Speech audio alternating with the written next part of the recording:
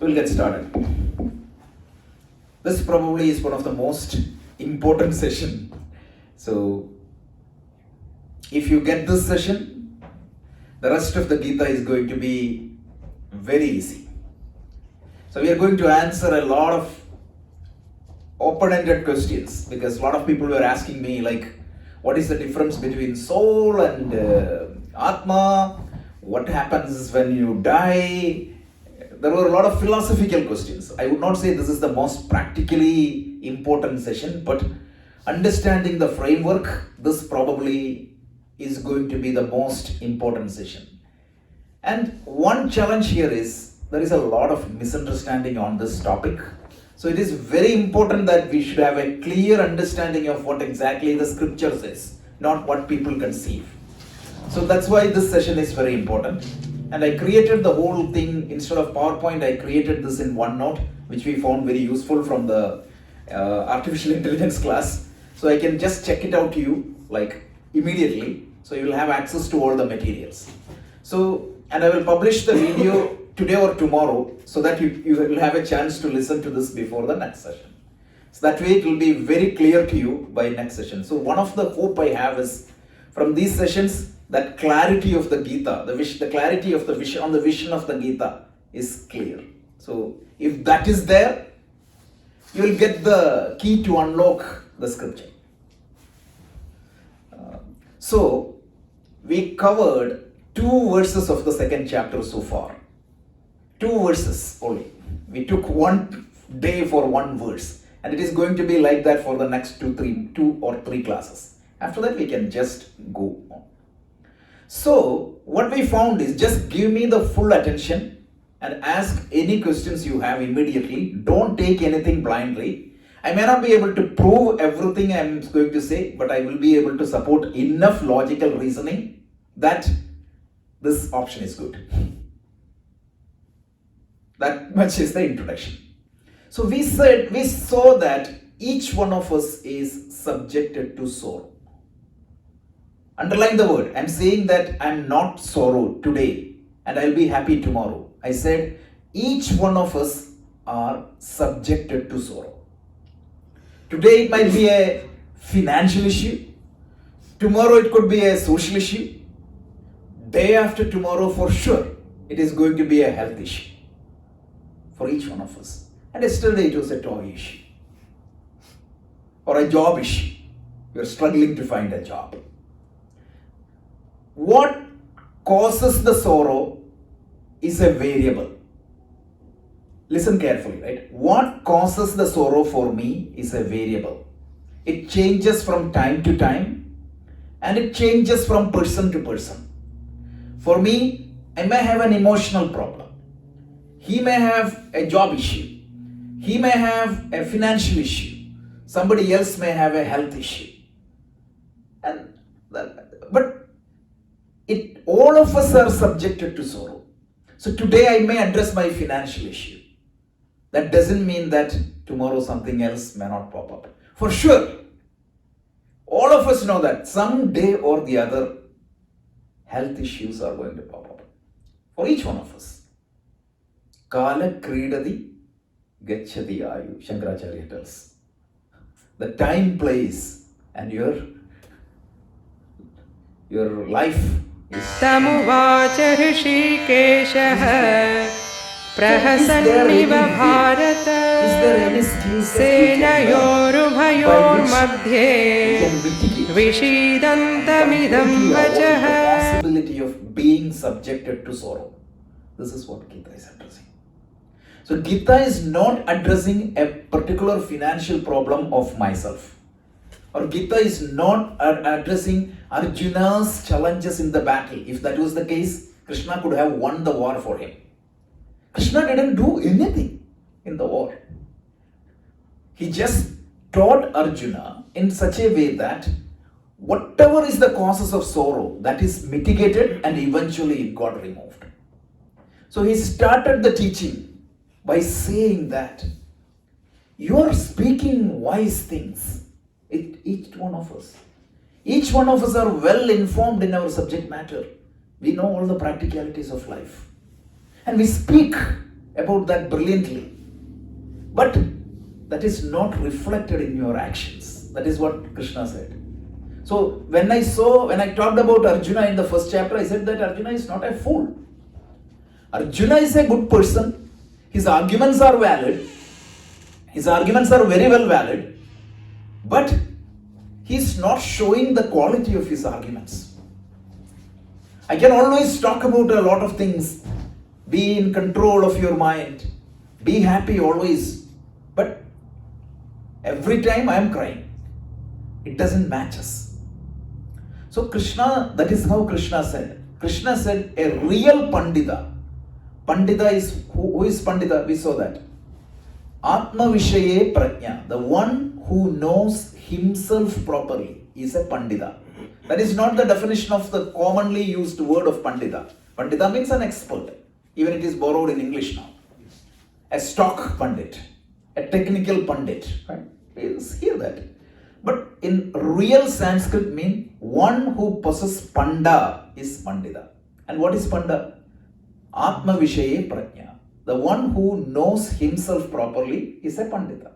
So if you know yourself properly, then he won't be subjected to sorrow. This is a big statement. Krishna didn't go here and there. He gave the big answers, the ultimate answers on the first verse itself. What does that mean?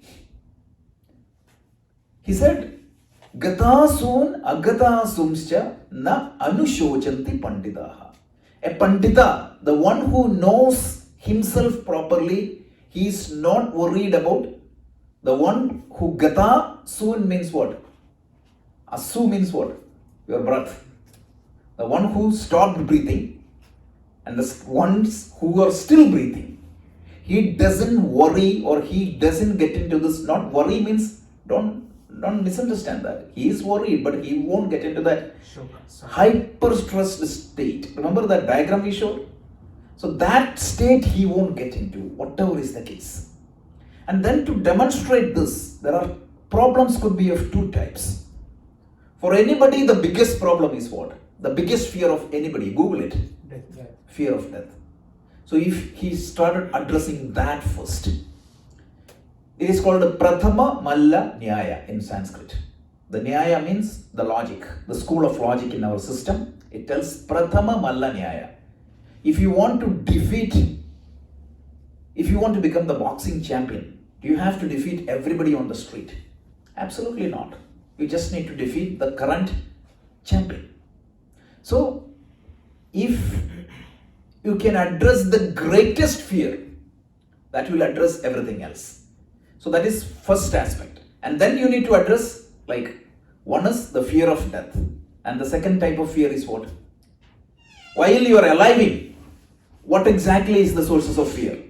Like, you interact with the world outside, your emotional issues, social issues, everything come under the second bucket. So how to address these two? Krishna is going to systematically address these two sources of fear, and that technically should address everything. So why there is a fear of death? He thinks that when the body dies, Arjuna thought, or all of us think that we are coming to an end. So to address that, he gave the verse 12. What was the verse 12, if you remember? Natve vakam jatu nasam natvam neme janathibaha nachaiva nabhavishyamaha sarve vayamataparam. Remember I said he used double negative. Double negative means he said there was not a time when I was not there. He could have said that I'm always there. But this double negative gives more emphasis. That's why. If you have gone to the grammar class, they say don't use double negative. But in Sanskrit literature, in the scriptures, it is used to emphasize certain things. It gives the necessary attention. So he said, there was not a time when I was not there. There was not a time when you were not there. Then he said, there was not a time when all of these people were not there. What does that mean? Everybody was there forever. Second point he said was, there won't be a time when I cease to exist, when you cease to exist, when all of you cease to exist. This is what the literal translation of the verse was. What does that mean? I am always there, you are always there, and all of you are always there. In other words, there is no change in time. It's a contradiction, right? Appears to be a contradiction. You have a horoscope, you have a passport, which tells you that I was born on certain day, and if you go to all these like all these cemeteries, you will say that this is the day somebody passed. So what exactly Krishna meant when he said that I was not there, I was always there? Krishna himself was born on a Rohini day, like, right? Arjuna was born on a date, and we all know that Krishna had to go away, Christ has to go away, Buddha had to go away, and we know that all of our forefathers have gone. We have not yet gone, but in the process of going. So what exactly he meant when he said, I was always there, you were there, and all of you were there? So this is what we understand. So the next verse is going to give you the background. Clearly, Krishna was not identifying himself with his body. If he was identifying with his body, he would not have said that I was always there, you were always there, and everybody else would have been there. Is this clear? Yes. So then I took a pause and I said, your experience may not be always right. Right now I feel that I am this body because that is what my experience is. Isn't it? I said like that may not be always true. So I said like our experience is always constrained by the tools we have. We know that when we look at the world, we know that the earth is flat. That's what my experience is. But practically speaking, we know that it is spherical. We know that the sun moves from east, means we see that our experience is what? The sun moves from east to west, but we know that that is not true.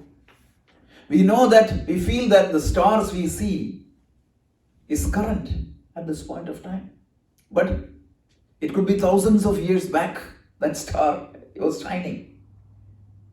The sun you see right now, you feel that I am seeing the current sun, but 8 minutes old sun is what I am seeing. And theory of relativity tells me that simultaneous events may not be simultaneous. Space and time are not absolute. So when you tell something, right, when you say truth, the truth can be expressed in different orders. We talked about that. One is absolute reality. It is called Paramarthika Satyam. And the second one is called relative reality. That which is my experience is. And both of them are true. For the transactional purpose, do I consider the earth as round? Not at all, right? It doesn't matter. Do I care about the ultraviolet and infrared waves because I'm not seeing it? That doesn't mean that they don't exist. So I said, what is absolute reality is that which is not subjected to negation. That which is not subjected to correction, that which is not dependent upon the instruments or the constraints, that is the absolute reality. Whereas the relative reality is my experience based on the constraint of my instruments. Why the earth appears to be flat for me? Because I am staying on the earth. So depending upon my space, time and my instruments, it gives me an experience. And for me, that experience is a reality, and that reality is known as relative reality or empirical reality or transactional reality. Is this clear? You're not sitting in a physics class, you're sitting in Bhagavad Gita class, by the way. This may appear as an echo of physics, right? So this is what it is. Now, there is one more order of reality. We talked about that. It is called pradibhasika satyam or illusionary reality. What is that? My instruments is giving me the correct vision. But what happens? I interpret it as differently. So that is only happens in my head. Relative reality means if you look at that or if I look at that, everybody it appears to be the same because we are all constrained by space and time. Whereas illusionary reality, when I saw a snake in the dark alley, for him it was a rope, for me it was a snake. Who created the snake? I created the snake. And again, for me, that is also a reality. Why? Because my response would be towards a snake.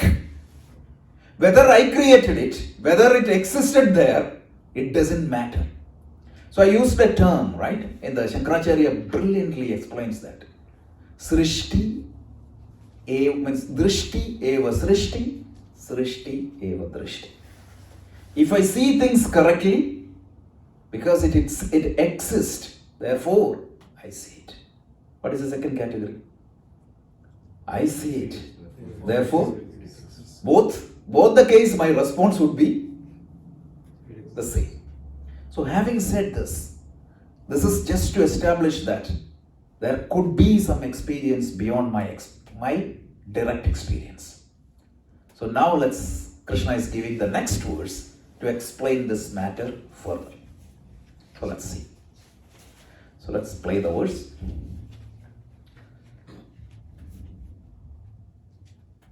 देहिनोऽस्मिन् यथा देहे कौमारं यौवनं जरा तथा देहान्तरः प्राप्तिः धीरस्तत्र न मुह्यते. Let's chant.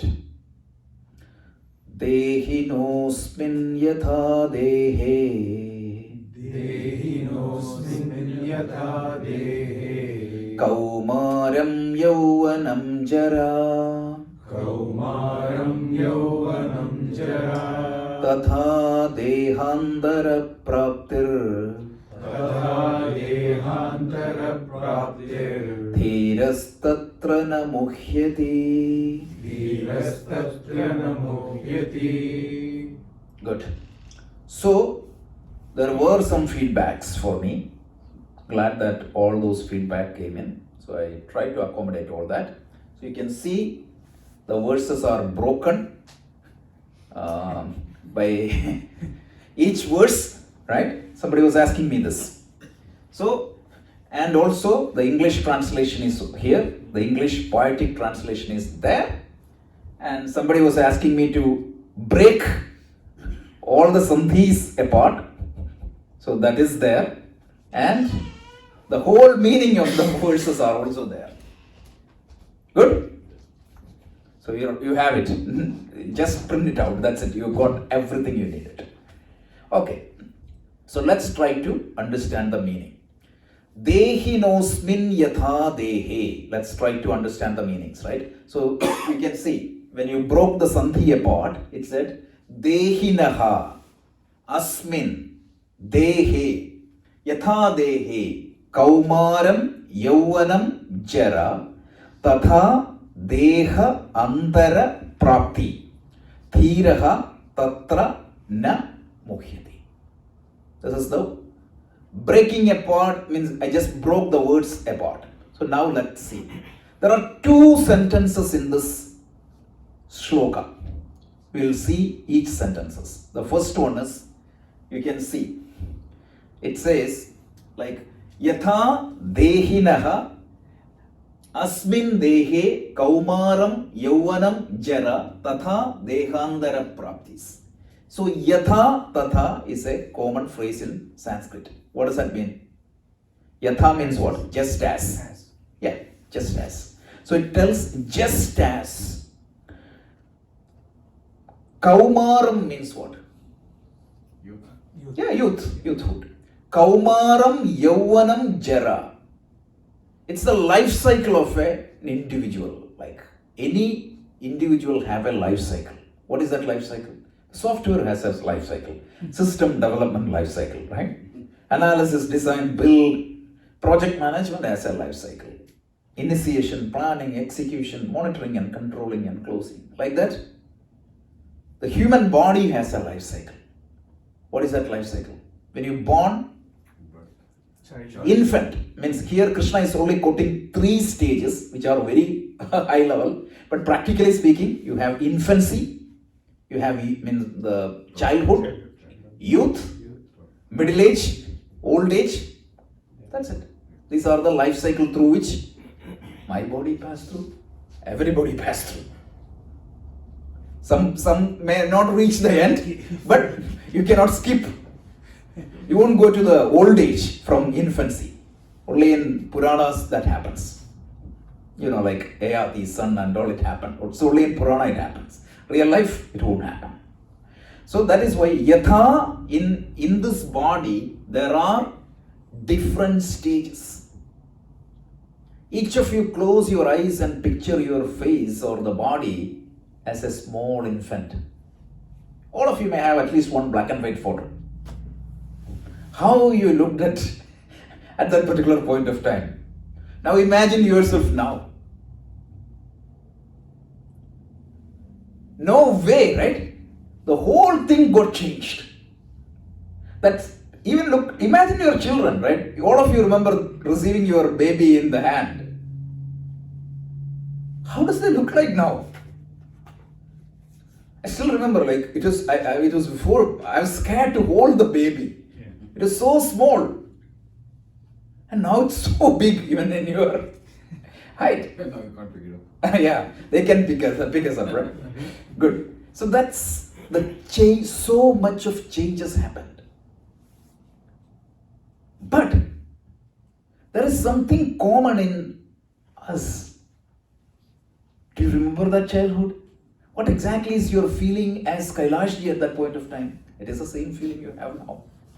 So there was an entity inside which stayed common while the body was changing. And it didn't age also.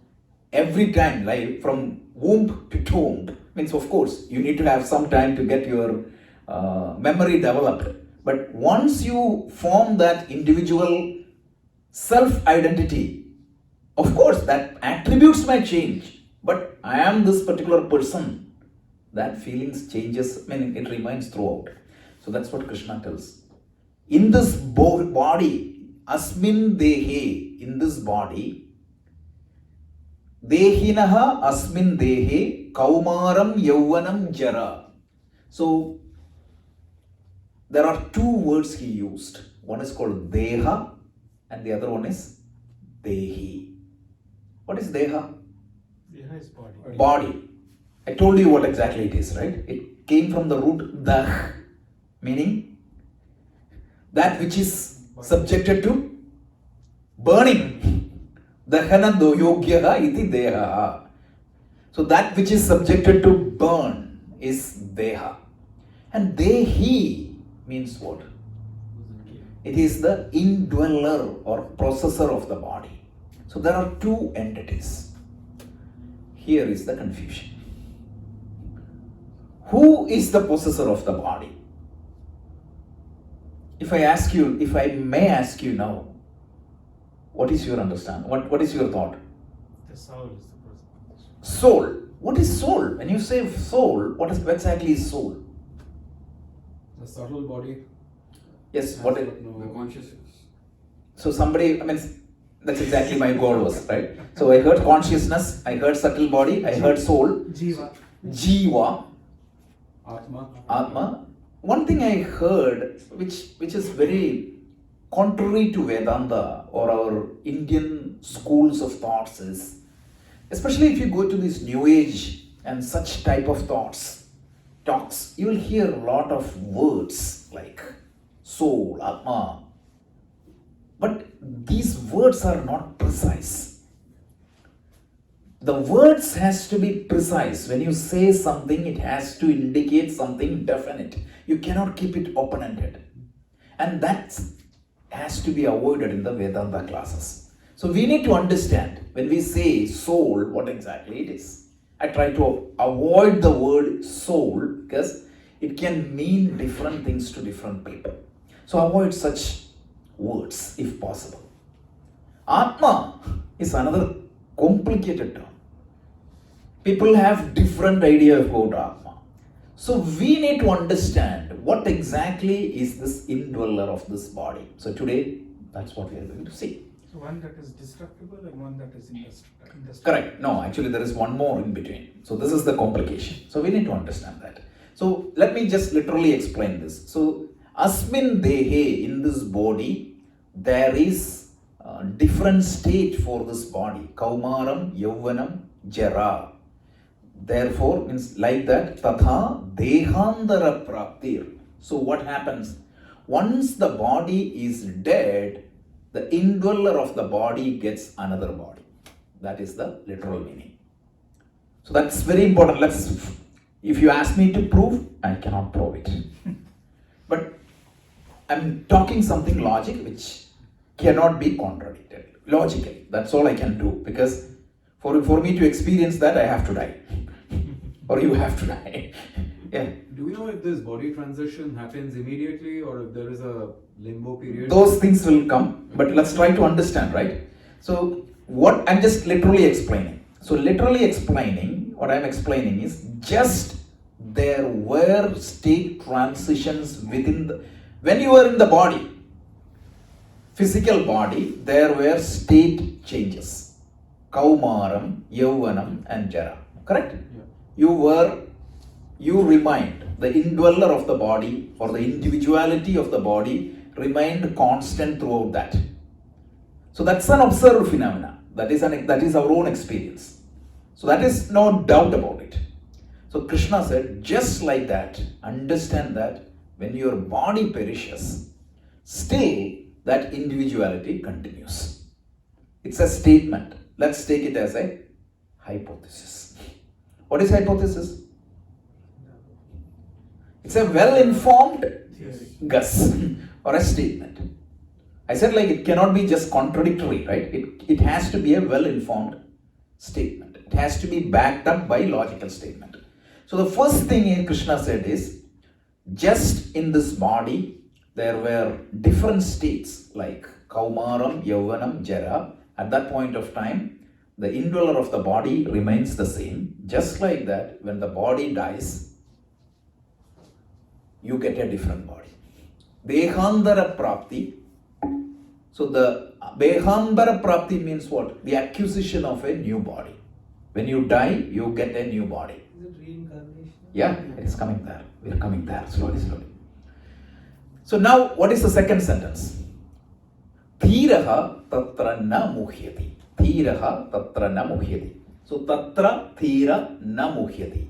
So regarding what? Dehandara prapti. We call it as euphemism. What is euphemism? Stating something positive. What is Krishna saying? Dehandara prapti means what? Death. Death of the current body. So he presented it in a nice language. That is what is euphemism. So when you die, right, he said, you get a different body. So knowing that, a thira, don't get deluded or get into a hyper-stressed state. So the death of the physical body is not the death of yourself. That's what he tells. Yes? Why is the term dhiraha used here? Yeah, I'm going to tell that. So who is dhira? Typically in our Indian languages, they say the brave person, the valiant person. So Shankaracharya defines dhira as dhiraha dhiman. Dhi means what? Dhi is intellect. Intellect. The one who has intelligence, the one who knows the truth is dhiraha in this context. Again, I said Sanskrit is a what language? Context sensitive language. So the word dhira can have multiple meanings. The meaning applicable in this context is dhiraha dhiman. Dhiman means buddhiman, the one who knows things. Clear? So the literal meaning is clear. Just like means he is using yatha tatha. Just like in this body, the indweller of the body experienced different state without changes. Tatha, just like that, when the body ends, the indweller of the body gets a new body. And knowing this, you should not get worried about the death. Because what he is trying to mitigate or avoid? Fear of death. So if you are not ending at this particular point of time, that mitigates that fear of death. But now this is a theoretical experience. But at least there is a hope. Somebody is saying that you will continue. What exactly it is. So you have to understand. Yes. There is also a fear of uncertainty about what's the next body going to be. Yeah. Those are coming, right? First of all, you are not coming to an end. That mitigates something. Yeah. But the next is coming, chapter 8. Wait for chapter 8, all these details. So Krishna is basically saying you can kill Bhishma. No. And he'll just come back. No, that's a negative argument. So you don't need to be afraid. So the judge also will tell, I can kill you. Because, right? That's not the thing. You have to follow the ethics, the dharma. You cannot violate the dharma and kill somebody. No, I mean, in this case Yeah. it's a war, right? So No, this is not, but he was trying to address the fear of death. Because then it leads to an endless cycle of killing. Everybody It's like No, he's afraid to kill. It's like everybody. So he's just it's like a talk. He's not dying, so you can just go kill him. No. So he'll just get reborn. Not at all. This is like there was a talk. One priest of a church was explaining the parish people don't drink. He was trying to demonstrate that, right? He put some worms in an alcohol. What happened? They died. Died. They put that in water. They survived. So he asked the audience, what did you learn? One drunken said, what? If you drink alcohol, all your negative worms in the stomach. Like that. kill all the germs.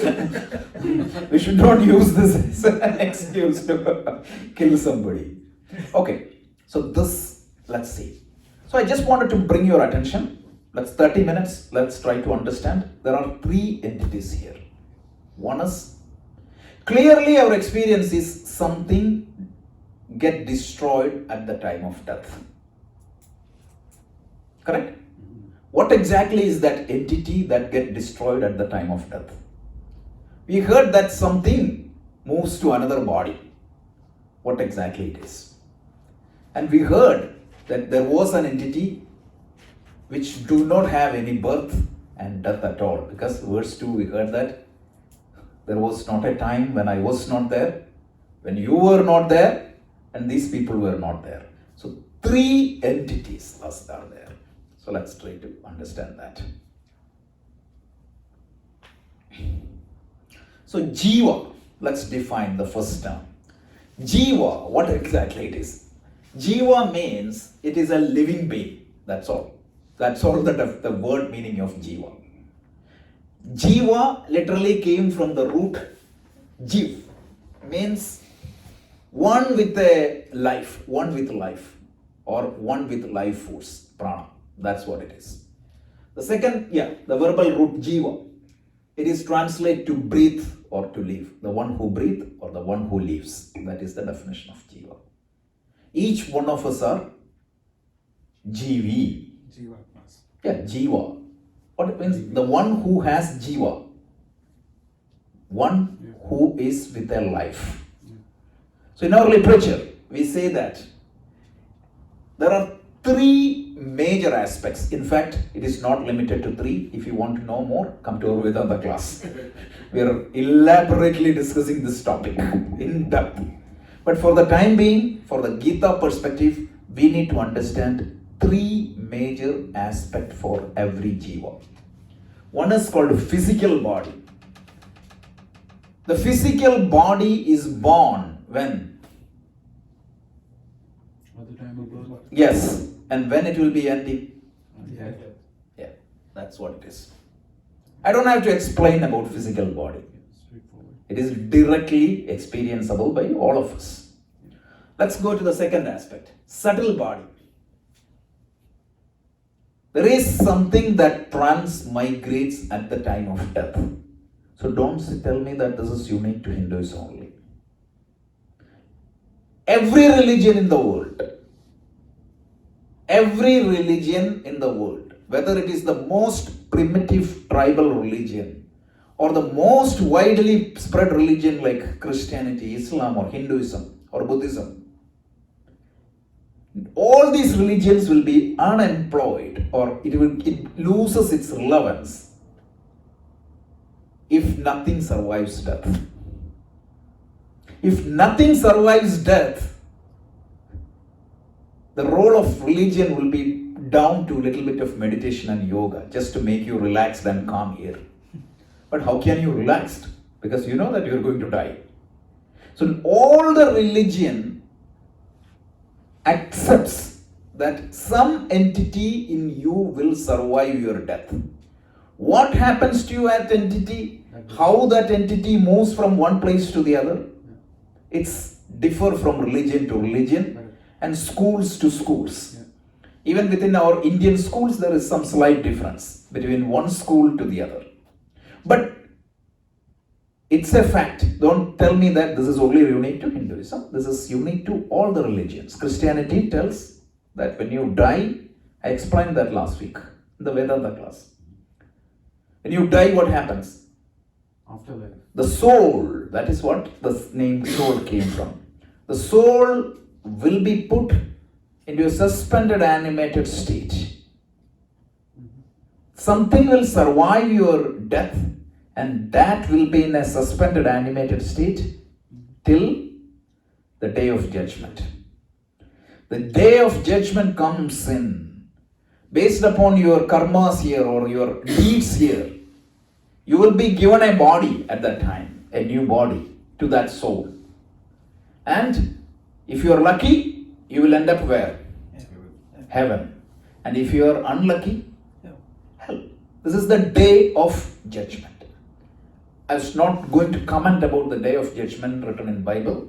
I was just trying to prove that the continuation of life post-death is not unique to Hinduism. Having said that, what is the subtle body? The subtle body is something in us. Let's put that as X for the time being. It migrates because Hindu tradition, or I would not say Hindu tradition, all the Indian tradition. Whether it is Buddhism, Jainism, or all the Indian thoughts, Sikhism, everybody believes that reincarnation. Exactly. So that which reincarnate, transmigrate, that is called subtle body. We'll explain that it is. And then there is a third component which is called Atma. Atma literally means what? Self, myself. And we say that it won't change at all. So what is getting remigrated or transmigrated is not Atma. A lot of people have a wrong understanding. The Atma gets reincarnated. Absolutely not. So let's see an example that makes more sense. The comparison with a computer system. I'm 100% sure if Shankaracharya was living now, he would have used this example. So when you look at a computer, the computer has three major, I would not say component, major dimensions. The first dimension is what? Hardware. What is hardware? What is the definition of hardware? Something you can touch and feel. Something, exactly. That's exactly the definition of Body. physical body. Something, the computer has a nerve, full wiring. If you open this body, you will see a full wiring. And there is a power supply. And here also you have a heart which pumps everything. So, the computer has sensor, the body has sensor. Everything is there. Central processing unit, you have a brain. Everything is there. But is the physical component alone is good enough to operate a computer? No. Certainly not. It needs something else. What is that something else is called? Software. What is the definition of software? Something you can't touch. Something you can touch You and feel. But It's there. it's there. The personality of the computer is determined by the personality of the software. And it's also buggy. Yes, absolutely. And 100% that is applicable to Yeah. subtle body. If there is a programming error in you, your personality will be affected. That's why some people, when you press a button, you see he jumps like an animal. You are programmed to be a decent human being. I still remember in our college there was one professor. If you utter a particular word, he shouts like a dog. So every day somebody will make sure that that word is coming to see this.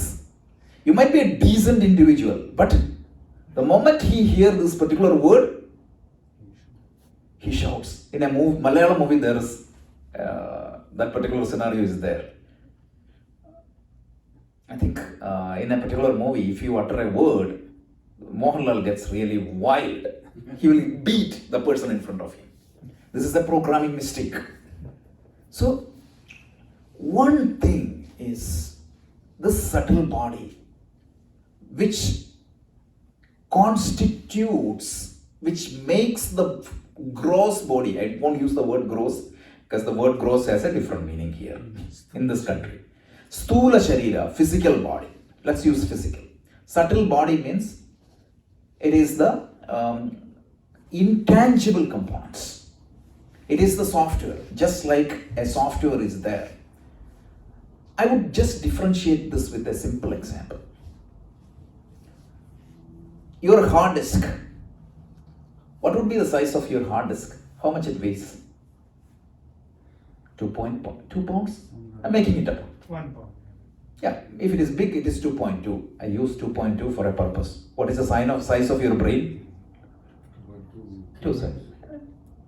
So now, imagine that you brought an empty hard disk or a brand new computer. You take the weight and you fill that with whole data. 2 TB data. 2 TB data means what? I told you the other day. When a child starts, if you start high definition recording, up to 80 years you continuously record, that is good enough for 2 TB. One book, how much? A few MBs. So imagine the size of data dumped in that hard disk. So you copied all the disk data. Now you go and weigh the hard disk again. How much it weighs? How? So I'm just telling the example because one scientist in England, not in England, in Europe, approximately 500 years back, he did an experiment. He said, he took a rat, he weighed the rat, and he killed the rat. He said the soul is gone, so the weight should come down. Really speaking, Google it, you'll find it. It's a fun. So the subtle things you cannot measure with the physical scale. Correct? The subtle things cannot be weighed with a physical scale. So what is being stored as programs, literally programs, it won't weigh. Because the weight belongs to what? Hard disk. And that belongs to what? Physical computer. So that is the difference between physical and subtle. And that is why I said this example is the best example.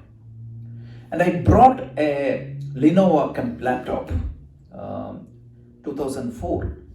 But right now when I use a Surface, when he uses a Surface, he has the same programs and the data which he created in his Lenovo. The software can be transmigrated from one hardware to the other. I brought a hardware in 2014. In 99, 2000, all of you had desktops. You still do? That's an exception. But from the desktop, when you move to a laptop, what did you do?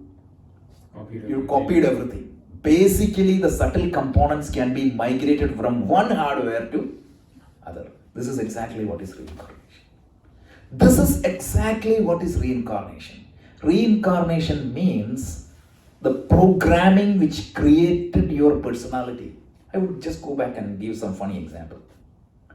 Right now, my computer, laptop, what is the personality it is showing me? It is showing the personality of a word processor. Correct? Mm-hmm. Suppose I give to one of the teens here, suddenly it moves to a game. Right? And suppose we give to a shopping crazy person, Amazon or browser. So the type of program running in the computer determines the personality of the computer. Am I right? Mm. Like that, the type of program runs in my body, in my system, in my physical body determines my personality. And here the problem is what? Just like the computer can take multiple personalities, I can take multiple personalities. Every day, evening, I'm a saint. I do Ram Nam. But daytime, I became a Rakshasa. So that multiple personalities are there. All these, what exactly the program that becomes active at that point of time? I present myself in that form. And these programs can be transmigrated to another hardware. All of you are with me, right? Mm-hmm. This is the most complicated topic in any discussion. Okay. So we said like there is a physical body, there is a subtle body, just like there is a physical hardware and software for a computer. And one more thing, I said the duration or the lifetime or the longevity of the hardware is what? From the birth of the hardware till the death of the laptop. Nobody is going to repair the laptop and now use it, right? Once it is done, it is gone. Don't take example exactly literally. Don't tell me that you can repair the laptop and bring this back, etc., etc. Don't go to that level. But this is just for the example. And there is a third component. I still remember one of my initial days here. I went to work. I tried to switch on the desktop. It was not working. My friends came in, everybody. We called the help desk. Then he asked me, can you check the power plug? So even if you have the best hardware in the world, best software in the world, without the power, these two will not work. So there has to be some source which enlivens or empower or give life to this hardware and software. And how many powers are there, by the way? Okay. Only one power, right? Let's say that this is a lab. I'm keeping 10 laptops or computer here. In the computer labs in the college, you saw that, right? One might be HP make, another might be HCL, another could be Wipro. All those things I still remember, right? So depending upon the configuration, you have a different personality, just like your physical configuration. We have different personalities, right? I may have more physique, you may have better skills. Depending upon that, it varies from person. And some would be made in USA, some would be made in India, some would be made in India and imported here, just like all of us, right? This is a good example.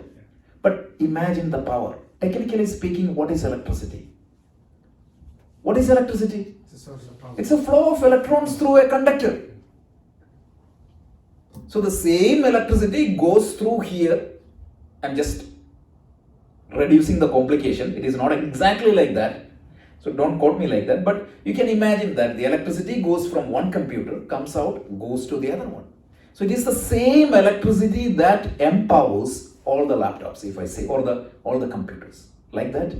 There is only one Atma. This is what the clarity we need to have. There is only one Atma in the entire universe that enlivens everything. This is big. There is only one Atma, just like there is only one electricity that gives power to every computer. There is only one Atma. So don't say that you have a separate Atma, I have a separate Atma.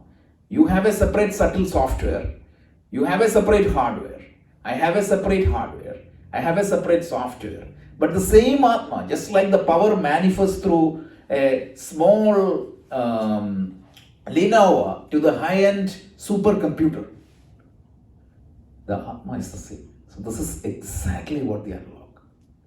So there are three entities. One is the physical body, which is not, which is the duration of the physical body is birth, between birth and death.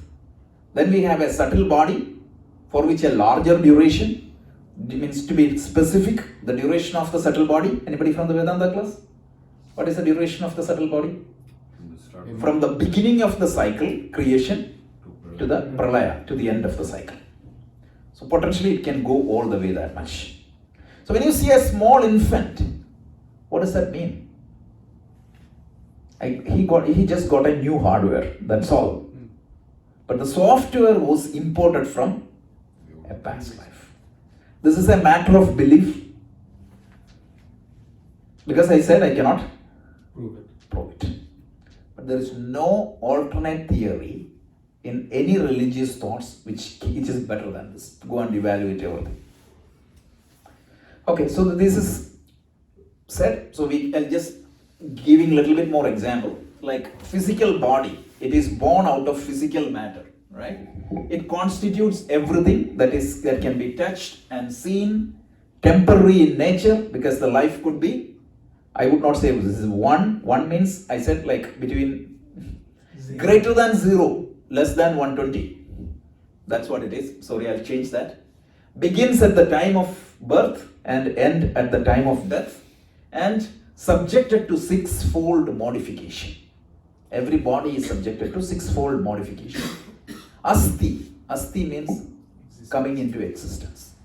Jayate means born into this world. One is coming into the womb, next is born in the world. Varthade, growth. Viparinamate, what is that? Change. Yeah, complete changes happens.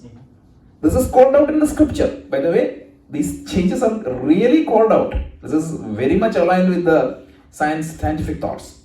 Then what? Viparinamate, decay. What is a classic example? You read like this, stretch, and you go to the doctor. When you cannot stretch anything further. That is the sign of viparinamate. Parinama means what? Change. Viparinama means what? Negative change. The other way. Or visheshana parinama. Then apakshiyate. Sorry, viparinamate is metaphor. Sorry, I'm sorry.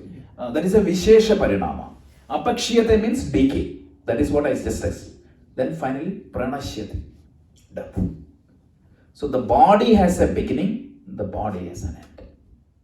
Then it has different life cycles: childhood, youth, old age.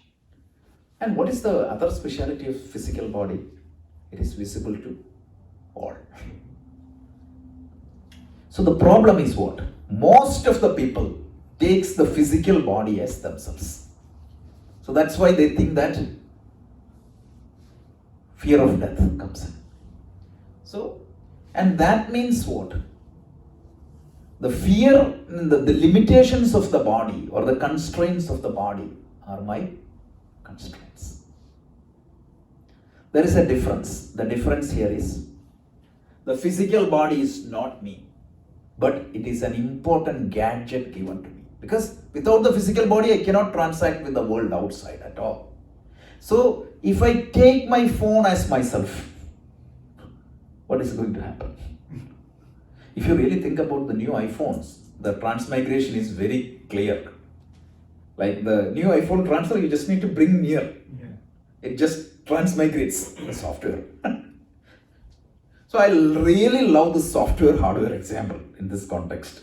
You won't see in any book, okay? This is our example. Then what happens? So when you think this as the most powerful gadget available to you, some people say that, then you ignore the body. Some people care their phone much better than their life body. Or some people care their car. When you go to malls, you'll see one car always parked away, right? That's a brand new car. After he gets a few scratches, it's a different story. But once you buy that a few months, it will be like that. If you go to California, LA side, you see how much care and affection they have towards the car. It's known. I was reading an article. Sunday morning they give a bath, just like you bathe your baby. That affectionate they are towards their car. So understand that this body is a powerful gadget given to me. But it is not me. Okay. So now let's quickly see what is this subtle body is. The subtle body is born of subtle matter. The ones and zeros in your computer hard drive, it exists. So there is something that is making it, but it is not something that you can physically touch and see. And it cannot be felt or touched. It constitutes 19 elements. Right now, don't worry about that. We will see that later. I just put that for the completeness. And critical for the transaction of the external world. The classic example is your computer may have a camera. But is that camera is going to work if the software is not there to support it? So you may have a physical eye, but the power of vision is a program in your brain. This is acceptable to neurology. I'm not talking anything which is against science at this point of time. Then, what is that? This is subjected to change. These programs can be added and new programs can be reprogrammed. See, the programming in my mind, the subtle body can be reprogrammed. My habits can be changed. I can pick new habits. Correct? So, how we are going to reprogram the subtle body is a key topic of the Gita. Because, remember, my personality is determined by the programs running in my system. So, if I want to change my personality, I have to reprogram myself. How to reprogram yourself? That process is known as yoga. So, yoga is a process to reprogram. Yeah. So are we saying that my personality is also not me? Of course. The subtle body? Of course. Of course. My habits are also not me. Not you. Not you. It is it's a program in you. That is why. We're coming. Exactly, you are going in the same direction. Yeah, but I thought that, I am everything that I do. My karma, my impressions, my vasanas. It's all programs in you. We are going to see that one by one. Who are you? You are the Atma. That is what we are going to. And that program has to be retweaked also. 1 hour. Yeah. But, everything that identifies me is what I do, right? Even if it is not my body. It belongs to you. The car belongs to you, but you are not the car. And your car would give an identity to you, right? If your neighbors are seeing a Benz going every day, they may say that Onabji is going. So your identity might be with that red Benz. So that's what it is. It belongs to you. The karma belongs to you, but no, you are not the karma. So it's the vasanas. Even the vasanas it belongs to you. It's not you. Not me. So, but what happens? Superimposition happens. I told you, if there is a crystal here, white crystal, and if I place an orange cloth behind the crystal, how do you see the crystal? Orange. So the orangeness is attributed to that crystal. So these karmas or the habits belongs to you. So typically you identify that the problem is exactly what you said. We were discussing this in Vedanta in detail. It is the problem of identification, wrong identification. We just started only this, okay? We just started. We are going to elaborate upon this, bombard upon this. In the upcoming verse, we are going to talk a lot about this. Because then otherwise there's no me really. If I'm not the body, if I'm not my karma, if I'm not my vasanas, then I'm nothing. Yeah, no, you are something else. You are not what you are thinking right now, but you are something greater, something bigger, something nobler. So we'll see that. I'm confused. That's fine. That's why we have to reprogram ourselves. If you're confused, good. that's fine. But right now, just flow with this and you will get who you are. Let me try to reconnect and take 5 more minutes. Then we'll go to meditation. The mean thing, right? So you said like only Atma is the only one. Yes. There's no different Atma, Yeah. right? Electricity. So, That's an aha moment, right? so are we covering that? Yeah, we are covering one by one, right? So I'll quickly talk about Atma. The whole Gita is going to talk about Atma. So wait for that. In the next upcoming verses are going to talk about the nature of the Atma. Okay, so maybe I'll just discuss this. We're almost there. I just wanted to find a couple of scientific insight. So Atma, the meaning of Atma means that which gives existence and consciousness to everything.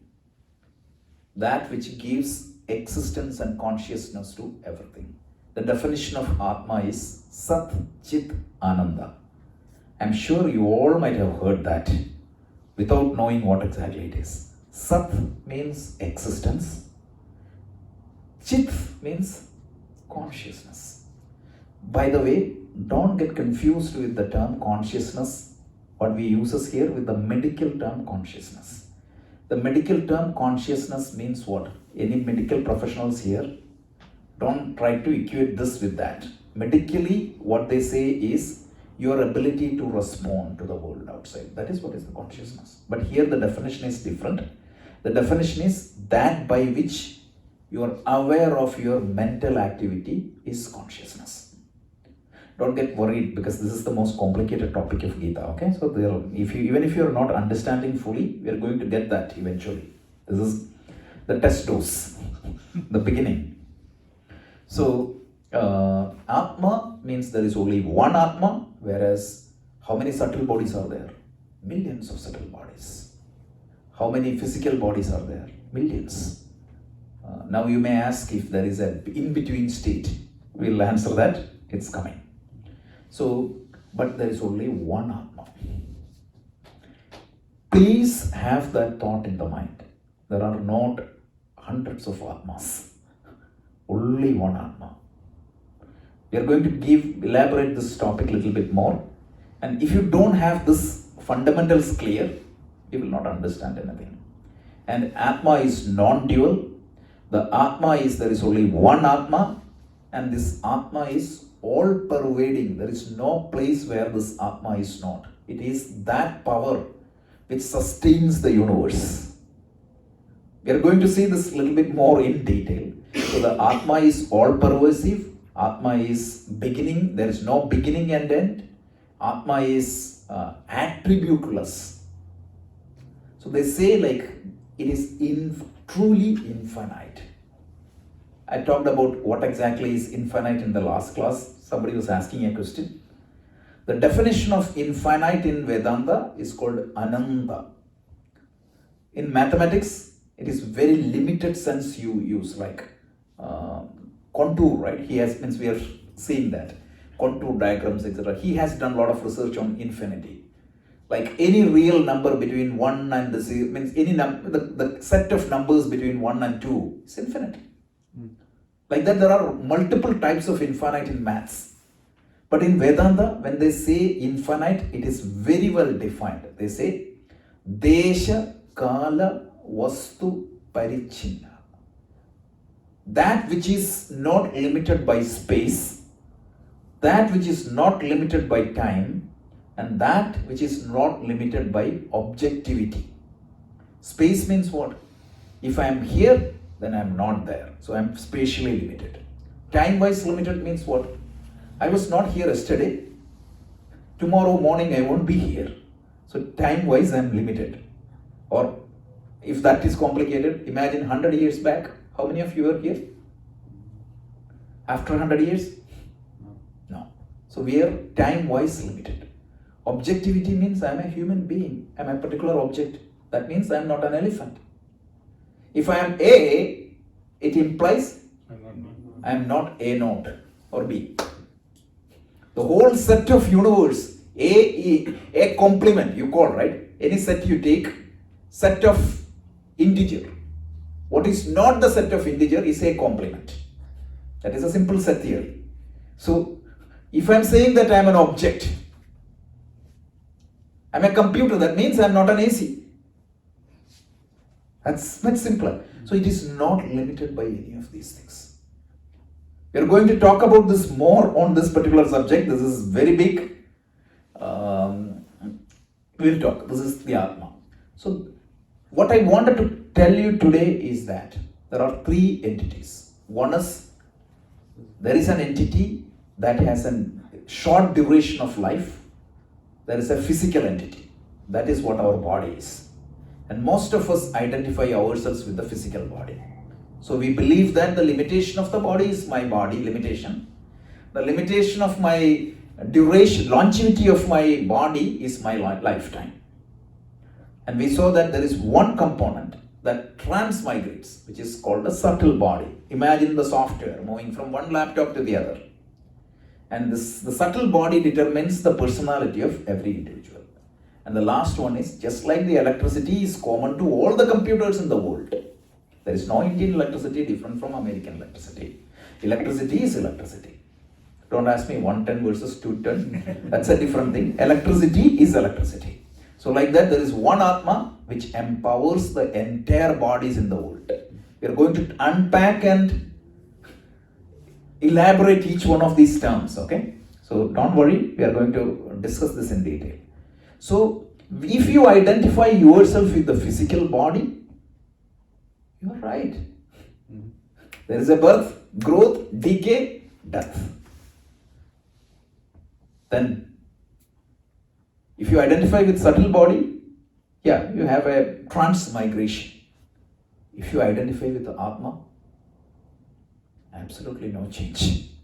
So it is up to you whom you want to identify with. If you identify with physical body, so there is a beautiful story. I'll tell that story and then 4 more minutes. There was a wave in Atlantic Ocean. This wave was born. Of course, this wave was growing. Imagine the wave had a human mind. Otherwise, the story don't have any. And don't ask me whether the wave can have a human mind. So he said, okay, that wave is different. He is big. This wave is lucky. That wave is unlucky. I need to kill this wave, that wave, etc. Finally, he said, the wave said that, okay, I'm reaching the Atlantic Ocean shore. That means what? I'm going to die. Luckily, there was a wave Gita class. The wave went there and understood. I'm not this wave, I'm water. When I go and hit the Atlantic shore, I may transform into a what? Like whatever it is. But essence of me will continue. So if you think yourself as Kailash ji or Rajesh or Kumar or Rohit ji, yes, my life is limited. I am subjected to all these changes. My body will decay. Eventually I will die. But if I identify myself, it's like I'm attaching with my laptop. Imagine that I take my laptop as myself. What happens? This laptop will die in another 1 year. So I started worrying about that. So understand this body as a gadget given to you, a powerful gadget given to you, and take it from that perspective.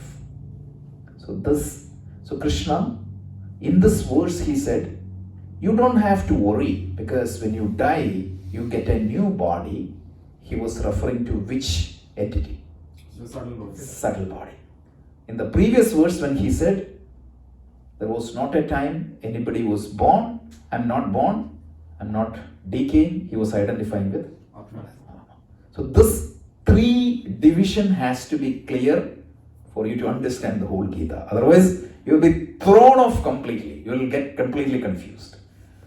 Yes. So just like the subtle body has got all the impressions and karma and personality, Yep. which which transmigrates. Yep. Does the Atma have any attributes? 0. That is what I was telling you. Atma has 0 attributes. Atma doesn't have any attributes. It is not constrained by anything. And the next verse 15, 16, 17, 18, we are going to talk about Atma. I'm sorry for trivializing it, maybe, but isn't that a little boring? No, Not having any attributes, No. and, being. no. It is not boring because it encompasses everything. So we are going to talk about what is Atma. I can tell you that it is Sat, Chit, Ananda. So Sat, Chit, Ananda, we have to unpack each word and elaborate upon that. And when you understand that Atma, everything, it encompasses everything. We'll see that. So I just wanted to, I put some combined analysis here, thought process, etc. And I put some quotes by 3 major scientists who were researching on this particular topic. One is, it's there in the notes, you can see that. One is Erwin Schrödinger. None other than Erwin Schrödinger. Who is Erwin Schrödinger, by the way? The founder of? No. Quantum mechanics. Yeah. So he tells, a direct quote from Schrödinger, connecting this with Vedanta, is put there. I don't want to read it, you can read that in the quote. The second one is Max Planck. Have you heard of Max Planck? Great physicist. So if you really think about the pioneers of this modern physics, one is Einstein, the other one is Schrödinger, and the third one is Max Planck. Einstein came up with E equal to mc square. Max Planck came up with E equal to h nu. Right? This is the popular equation. He said, I regard consciousness as the fundamental building block of the universe. I regard matter as a derivative of the consciousness. He was so impressed with our loose translation of Vedanta. He didn't have direct access to the scriptures. Then one American scientist, recently he won the Nobel Prize, his thoughts on consciousness. So this is pretty much, you will see that where the science comes and hugs us, the nature of the Atma. The whole, you will be wondering, means in the verse 16, when we describe 16 and 17, you may think whether you are sitting in a physics lecture hall or Bhagavad Gita class. It's amazing how much aligns these things are. I was just curious, since these are all scientists, Yeah. how are they able to prove it? Which one? Any of their theories? Nothing. Some of this cannot be proven. It is their best analysis, hypothesis. See how means the Heisenberg himself said, right? Science has certain limitation. See, what is Heisenberg's uncertainty principle? It brilliantly explains that limitation of the science. It tells it is impossible for anybody to measure the position and velocity of a subatomic particle like electron. This is the definition. What exactly it means? The moment you look, what is going to happen? It's going to change. Yeah. The moment you measure the speed, what is going to happen? It's changed. The position changes. The observation itself is going to change everything. So you are staying conditioned by space and time, and you are trying to understand something or trying to measure something which is beyond space and time, which is almost impossible. But there are certain approximations. But what I'm trying to say is that whether they proved it or not, but I'm saying that these thoughts were appealing to these great or greatest scientific minds. This is not just limited to superstitious belief of the people in village. I'm not criticizing them, because let me correct it. Sometimes the people in village have better understanding. So I saw a random survey. Somebody was going to a city and asking somebody, where is God? The answer was showing the sky. And the guy went to a village in Tamil Nadu and asked Kadavul Enke. He said Kadavul ellame irukku, right? Here, where, everywhere. He has not studied the Vedanta in detail, but it came to his DNA. only the going to city corrupts his thinking. He was thinking that the God is sitting in the clouds, above the clouds.